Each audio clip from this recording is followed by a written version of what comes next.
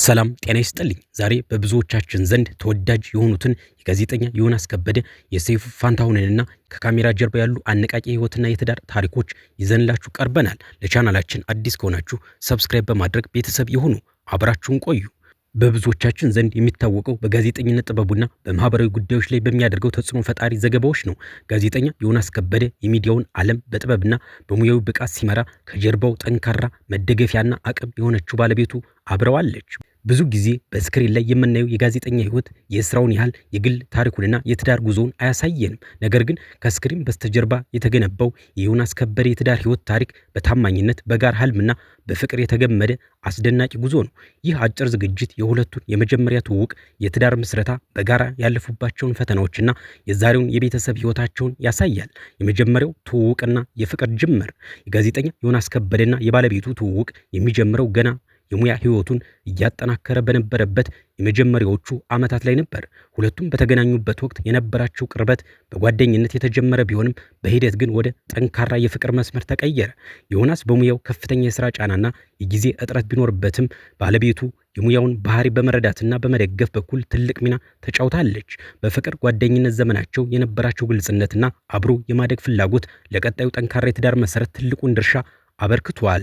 የፍቅር ህይወታቸው በስሜት ላይ ብቻ የተመሰረተ ሳይሆን አንዱ የሌላውን ህልምና ዓላማ በማስቀደም ላይ የተገነባ ነበር። ይህም ጊዜው ሲደርስ ወደ ትዳር ለመሸጋገር የሚያስችላቸውን ሙሉ ውሳኔ እንዲወስኑ አደረጋቸው። የትዳር ምስረታና የህይወት አዲስ ምዕራፍ። የጋዜጠኛ ዮናስ ከበደና የባለቤቱ የትዳር ስነ ስርዓት በቤተሰብ በወዳጅ ዘመድና በሙያ ጓደኞቻቸው ታላቅ ደስታና ምርቃት ተፈጸመ። የሁለቱ ህይወት በአንድ ጣሪያ ስር ሲጣመር የጋዜጠኝነት ሙያ የሚያመጣውን የሥራ ጫናና የቤት ውስጥ ህይወትን የማየት ሥራ አብሮ ተጀመረ። በትዳራቸው የመጀመሪያዎቹ ዓመታት ዮናስ በተለያዩ የሚዲያ ስራዎች ላይ ዘገባዎችን በመስራት የቃለ መጠይቅ ዝግጅቶችን በማዘጋጀትና የሥራ ጉዞዎችን በማድረግ ተጠምዶ ነበር። በዚህ ሁሉ ጊዜ ውስጥ ባለቤቱ የቤቱን ሰላም በመጠበቅ እሱን በማበረታታትና ከጎኑ በመቆም የትዳራቸው የጀርባ አጥንት ሆና ዘልቃለች። ዮናስ በተደጋጋሚ በቃለ መጠይቆቹ እንደሚገልጸው ለስኬቱ ትልቁን አስተዋጽኦ ያበረከተችው ባለቤቱ የሰጠችው ያልተጠበቀ ድጋፍና ማስተዋል ነው። ፈተናዎችን በጋራ ማለፍና የቤተሰብ እድገት።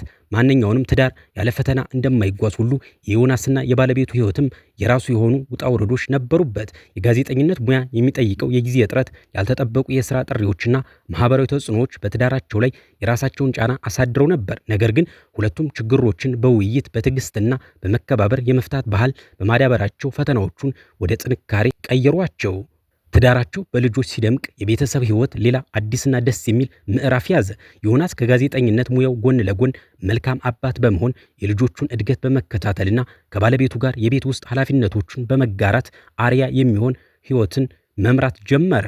ባለቤቱም በበኩሏ የራሷን ህይወትና የቤተሰቡን ሁኔታ በተደራጀ መንገድ በመምራት የትዳራቸውን ዋስትና አጠናከረች። የዛሬው ህይወታቸው ዛሬ ላይ ስንደርስ ጋዜጠኛ ዮናስ ከበደና ባለቤቱ በብዙዎች ዘንድ የሚደነቅ በፍቅርና በጠንካራ መሰረት ላይ የተገነባ የትዳር ህይወት መሪዎች ናቸው። ከጀመሩበት ጊዜ አንስቶ እስካሁኑ ሰዓት ድረስ የዘለቀው የትዳር ጉዟቸው የሚያሳየን እውነተኛ ፍቅርና መከባበር በስራ ጫናና በጊዜ ሂደት እንደማይቀንሱ ነው። ዮናስ በሙያ ህይወቱ ደስተኛ የሆነበት አንዱ ሚስጥር ከጀርባው ያለችው ባለቤቱ የተረጋጋና ፍቅር የሞላበት ቤት በመስጠቷ እንደሆነ ይናገራል። ሁለቱ አብረው ያሳለፏቸው ዓመታት ለብዙ ወጣቶችና በትዳር ውስጥ ላሉ ጥንዶች ትልቅ ትምህርት የሚሰጥ ነው። ትዳር ማለት በጋራ የማደግ አብሮ የመቆምና ፈተናዎችን በፍቅር የማለፍ ጉዞ መሆኑን በተግባር አሳይተዋል።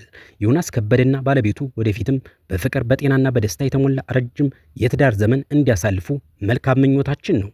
ሌላው የምንመለከተው ጉዳይ ደግሞ ስለ ሰይፉ ፋንታሁንና ስለ ባለቤቱ ይሆናል። በኢትዮጵያ የመዝናኛ ዓለም ውስጥ ሰይፉ ፋንታሁን የሚለውን ስም የማያውቅ የለም ማለት ይቻላል። በየሳምንቱ በሺዎች የሚቆጠሩ ሰዎችን ፈገግ የሚያሰኘው የታዋቂ ሰዎችን ህይወት የሚፈተሸውና በሳቅ የሚያሞቀን ሰይፉ ከካሜራና ከማይክሮፎን ጀርባ ግን ሌላ ትልቅና ውብ ታሪክ አለው። ከስቱዲዮ መብራቶች ራቅ ብሎ በግል ህይወቱ ውስጥ የተረጋጋና ጠንካራ መሰረት የጣለበት ታሪክ ከትዳር አጋሩ ከወይዘሮ ቬሮኒካ ኑረዲን ጋር ያሳለፈው የፍቅርና የትዳር ህይወቱ። ሰይፉና ቬሮኒካ አንድ ላይ መጓዝ ከጀመሩ ከ15 ዓመታት በላይ ተቆጥረዋል። ይህ ጉዞ ቀላል አልነበረም። ነገር ግን በትዕግስት በመከባበርና በእውነተኛ ፍቅር የተገነባ የብዙዎች ምሳሌ የሚሆን የህይወት ታሪክ ነው። የመጀመሪያው ትውውቅ ፍቅር እንዴት ተጀመረ? ሰይፉ በጋዜጠኝነትና በመዝናኛው ስሙን እየገነባ በነበረበት ወቅት ነበር። በጸጥታዋ በረጋው ባህሪዋና በውስጣዊ ውበቷ የሰይፉን ቀልብ ለመሳብ ጊዜ አልወሰደባትም። ሰይፉ በስራው ምክንያት ሁልጊዜ በሰዎች የተከበበና በጫጫታ ውስጥ የሚኖር ቢሆንም ከቬሮኒካ አጠገብ ሲሆን ግን ልዩ የሆነ ሰላምታ ያገኝ ነበር።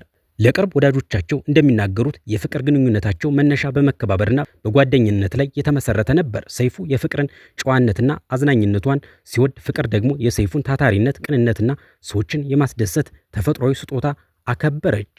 ይህ የጓደኝነት ግንኙነት እያደገ መጥቶ ወደ ትልቅ ፍቅር ተቀየረ።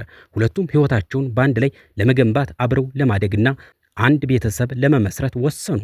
የሰርግ ቀንና የትዳር መጀመሪያ የጋብቻ ስነ ስርዓታቸው በብዙ ወዳጆች ዘመዶቻቸው፣ በኪነ ጥበብ ባለሙያዎችና በወዳጆቻቸው ታጅቦ የተከናወነ ውብ ክስተት ነበር። ሰይፉ እና ፍቅር ቃለ መሐላ ፈጽመው በአንድ ጣሪያ ስር መኖር ሲጀምሩ አዲስ የህይወት ምዕራፍ ተከፈተ።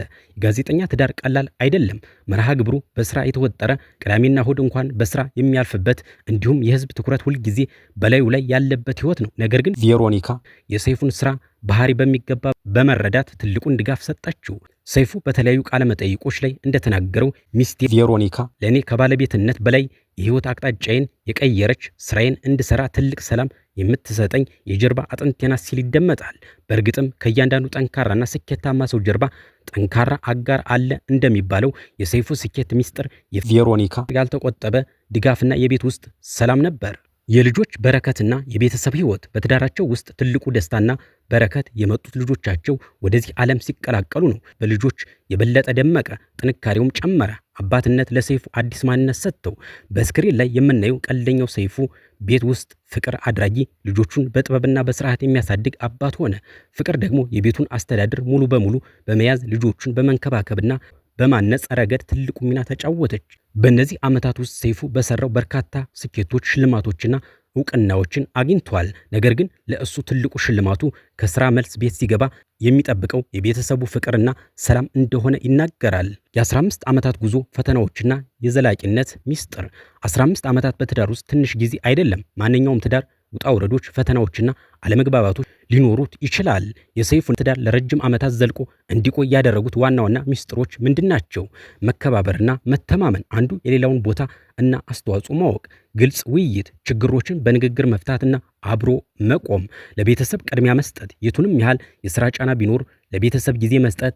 ዛሬም ቢሆን ሰይፉና ቬሮኒካ ኑረዲን አብረው ሲታዩ ያ አሁንም አልፎ አልፎ የሚታየው የፍቅርና የትህትና መንፈስ ይታይባቸዋል።